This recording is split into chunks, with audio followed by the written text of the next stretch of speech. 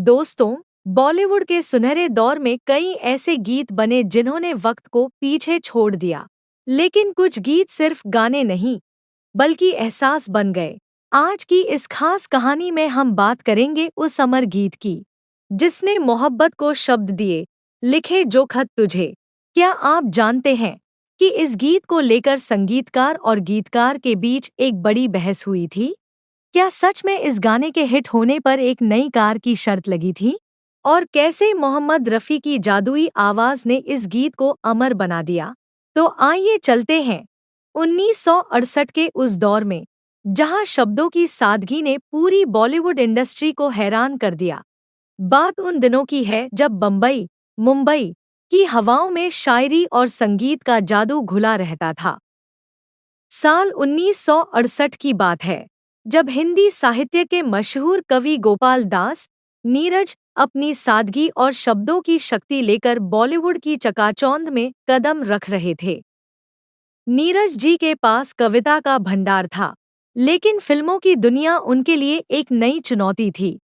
Film कन्यादान का निर्माण चल रहा था। इसके प्रोड्यूसर राजेंद्र भाटिया एक ऐसा गाना चाहते थे जो हर आशिक की जुबान पर चढ़ जाए। राजेंद्र जी ने नीरज को बुलाया और उन्हें फिल्म की स्थिति समझाई। नीरज जी ने अपनी कलम उठाई और कुछ ही देर में चंद पंक्तियां लिख दी। लिखे जो खत तुझे, वो तेरी याद में। जब ये शब्द संगीतकार शंकर शंकर जयकिशन की जोड़ी वाले के पास पहुंचे, तो उन्हें कुछ खटक गया। शंकर जी उस समय के दिग्गज संगीतकार थे। उन्होंने राजेंद्र भाटिया से कहा, राजेंद्र, ये शब्द बहुत साहित्यिक है। आज के दौर में खत और हजारों रंग के नज़ारे जैसे शब्द भला किसे पसंद आएंगे? यह गाना फ्लॉप हो जाएगा। नीरज जी को जब यह पता चला कि उनके शब्दों पर शक किया जा रहा है, तो उन्हें अपनी कला पर पूरा भरोसा था। शंकर और नीरज के बीच इस बात को लेकर काफी बहस हुई। शंकर जी का मानना था कि गाना हल्का और आसान होना चाहिए, जबकि नीरज जी का कहना था कि सादगी ही इसकी जान है। बहस इतनी बढ़ गई कि नीरज जी ने एक बड़ा फैसला लिया। उन्होंने मुस्कुराते हुए शंकर और राजेंद्र की तरफ देखा और कहा, अगर आप लोगों को लगता है कि यह गाना नहीं चलेगा, तो चलिए एक शर्त लगाते हैं। अगर यह गाना सुपरहिट नहीं हुआ, तो मैं कभी दोबारा फिल्म के लिए नहीं लिखूंगा।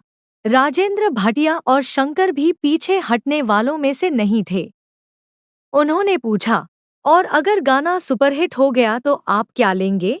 नीरज जी ने अपनी पुरानी गाड़ी की तरफ इशारा किया और कहा, अगर यह गाना हिट हुआ, तो आप मुझे एक नई चमचमाती कार खरीद कर देंगे।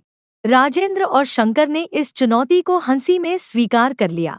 आखिर वह दिन आया जब रिकॉर्डिंग स्टूडियो में मोहम्मद रफ़ी साहब ने अपनी मखमली आवाज में इस गीत को स्वर दिए। शंकर जी ने धुन तो बेहतरीन बनाई थी, लेकिन उनके मन में अब भी शब्दों को लेकर हिचकिचाहट थी। नीरज जी चुपचाप एक कोने में बैठकर अपनी रचना को सुरों में ढलते हुए देख रहे थे।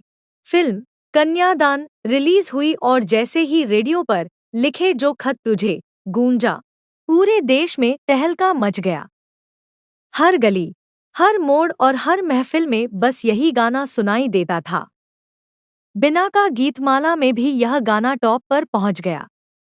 राजेंद्र भाटिया हैरान थे कि लोगों को ये साहित्यिक शब्द इतने पसंद आए। अपनी हार स्वीकार करते हुए राजेंद्र भाटिया ने नीरज जी को अपने पास बुलाया। उन्होंने मुस्कुराते हुए कहा, नीरज जी, आपकी कलम ने तो कमाल कर दिया। हम शर्त हार गए और आप अपनी सादगी से जीत गए। अब वक्त है अपना वादा निभाने का। नीरज जी सिर्फ मुस्कुरा दिए, क्योंकि उनके लिए शब्दों की जीत सबसे बड़ी थी। कुछ ही दिनों बाद नीरज जी के घर के बाहर एक नई शानदार कार खड़ी थी। यह उस शर्त का इनाम था जिसने न केवल नीरज जी को एक कार दिलाई, बल्कि बॉलीवुड को एक ऐसा अमर गीत दिया जो आज दशकों बाद भी प्रेमियों का पहला पैगाम बना हुआ है। नीरज जी की कलम की जीत आज भी हवाओं में गुनगुनाती है। तो दोस्तों, ये थी उस अमर गीत लिखे जो खत तुझे के पीछे छुपी दिलचस्प और प्रेरणादायक कहानी।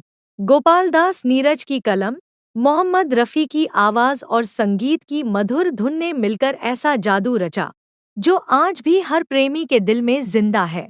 यह कहानी हमें सिखाती है कि अगर अपनी कला और मेहनत पर विश्वास हो तो दुनिया की हर शंका छोटी पड़ जाती है। अगर आपको यह वीडियो पसंद आया हो तो वीडियो को लाइक करें, चैनल को सब्सक्राइब करें और बेल आइकन ज़रूर दबाएं ताकि बॉलीवुड की ऐसी ही अनसुनी और दिल छू लेने वाली कहानियां आप तक लगातार पहुंचती रहें। मिलते हैं अगली शानदार कहानी के साथ। नमस्कार।